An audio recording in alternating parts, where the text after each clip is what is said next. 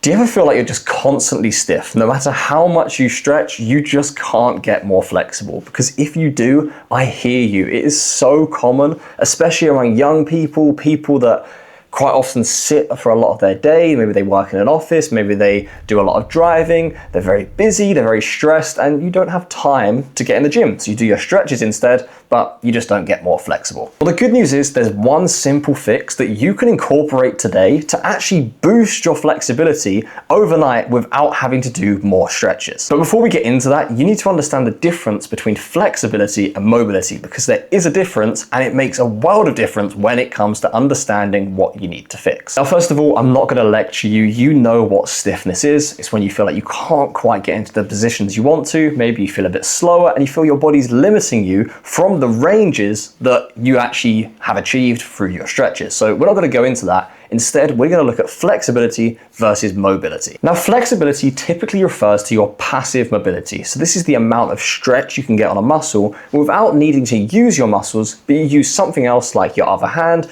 Maybe you use a strap or a band when you pull yourself into a position without contracting the muscles that you're trying to stretch. But what people typically don't understand is your flexibility isn't determined by your muscle length. Typically, it's actually determined by your brain and how safe your brain feels at specific lengths of your muscle. You see, our brain's primary job is to keep us safe, and it's to make sure that we don't get hurt. So it's not going to let us stretch too far because of the risk of pulling a muscle. That's why within our muscles we have special nerves that sit there, and basically their main role is to say, you're stretching too far, let's stop. So when you stretch too far, they fire up to your brain and they make you contract your muscle so you can't stretch any further. This is called a stretch reflex, and it keeps you safe, stops you hurting yourself. And the good news is stretching every day will dampen down these nerves, and it will allow you to stretch further because your brain slowly learns that it's safe and you can stretch further and not get hurt. But there's something else that goes into it that's keeping you stiff. The other piece of the puzzle that's keeping you stiff is your active mobility, or your strength, and the ability to control your joints and stay safe even at those longer ranges that you've unlocked through your passive stretches. You see, to be able to act on that dampened nerve response and the ability to go further, your brain has to know that you have the strength to stay safe. It's not going to let you stretch all this way if you can't bring yourself back,